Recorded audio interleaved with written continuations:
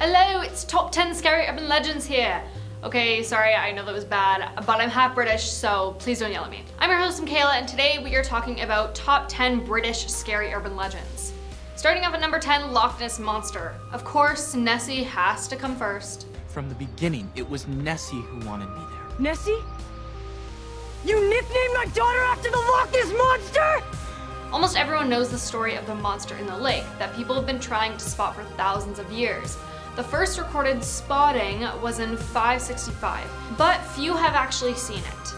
The world took an interest in this myth in the 1930s, when the first photograph was released claiming that this was the Loch Ness Monster. In 1933, Alec Campbell reported a sighting by Aldi McKay of what she believed to be Nessie. Mr. Campbell's report described a whale-like creature in the loch's waters, cascading and churning. Then in 1934, a British surgeon, Colonel Robert Wilson, claimed he took a photograph of the monster while driving along the northern shore of Loch Ness. I mean, we have only discovered like 5% of the water on Earth, so maybe there's something lurking deep down, but what do you guys think? Is she real? Is she all just a hoax? Now at number 9, Robin Hood. Legend has it Robin Hood was an outlaw living in the Sherwood Forest with his merry men. The first known literary reference to Robin Hood and his men was in 1377, and the Sloane manuscripts in the British Museum have an account of Robin's life, which states that he was born around 1160 in Loch-sur-Lee in South Yorkshire. Robin became a popular folk hero because of his generosity to the poor and peasants, and his hatred of the sheriff who enforced the forest laws. Some date his adventures as taking place during Edward II, but other versions say the king was Richard I. Robin had fought in the Crusades alongside Richard I before returning to England to find his land had been seized by the sheriff, which he wasn't too happy about. Coming in at number 8, Grindelwalds. You know, kinda like in Harry Potter. I know, how many Harry Potter references am I gonna make on this channel? Holy! Grindelwalds are supernatural creatures that appear in the folklore of England, mostly the Lancaster area. They are described as small, non-human entities with scaly skin, a greenish complexion and sharp claws and teeth, and long arms with lengthy fingers at the end. They dwell in ponds and marshes waiting for unsuspecting children, which they then grab them with their strong grip and drag them into the waters. Grindelwalds have been used as shadowy figures to frighten children away from pools, marshes, or ponds where they could drown. Here at number 7, London Fog. On December 4th in 1952, smog began to cover London. The smog was present for 5 whole days and ended up leading to the passing of at least 4,000 people.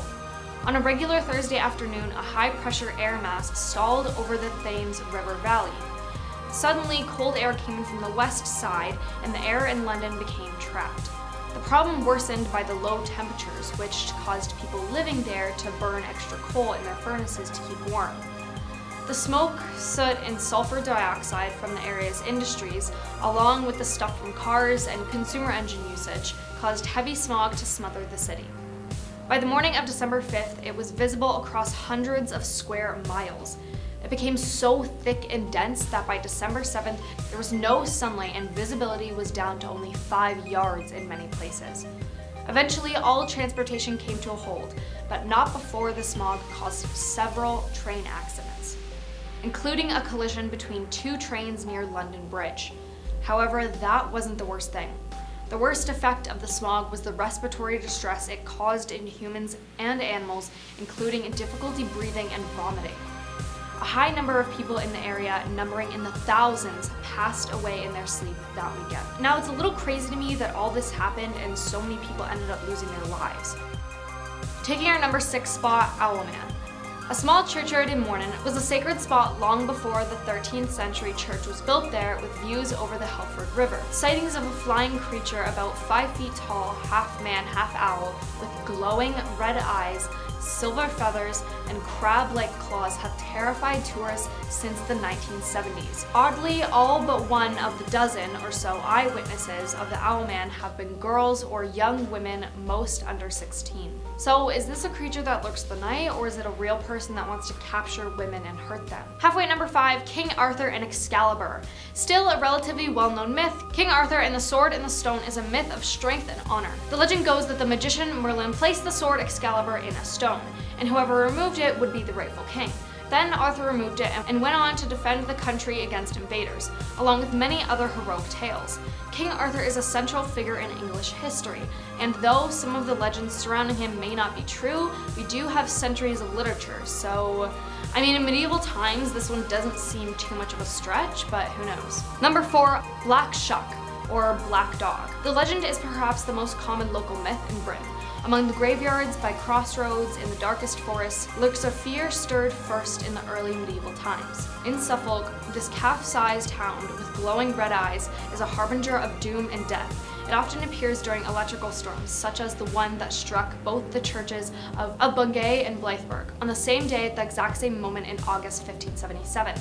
Leaving scorched claw marks on the church door at Blytheburg, and there were at least 2 fatalities. I mean, remember what I said about black dogs in top 10 TikToks that will make you question reality? Which, check out the video if you haven't already, but I mean, I don't know. I love black dogs, but still. Coming in at number 3, red caps. A red cap is a malicious and malevolent goblin creature. They are said to live in the ruined castles along the Scottish borders, murdering those who stray into their homes. They wear red hats that are dyed with their victims' blood. And to keep their hats red, they must hurt others regularly, because if they don't, they won't survive. You can't outrun a red cap and they will always catch you. I mean, go there and see if you can find one, but know that you have been warned. Here at number 2, the Naklavi. It's said to be the most terrifying creature of Britain. Around the waters of Orkney lives a skinless human horse, a being of rage and pestilence. The Naklavi has a head of a man, only much bigger. Some people speak of flippers on its legs. The sea-dwelling beast kills crops with its breath, and makes livestock sick when it comes onto land. Smelling of burning seaweed and set to exact revenge on any helpless soul unfortunate enough to witness its arrival. Like many British monsters, it's said that if you want to escape from its demonic presence, you need to leap across a freshwater stream or river.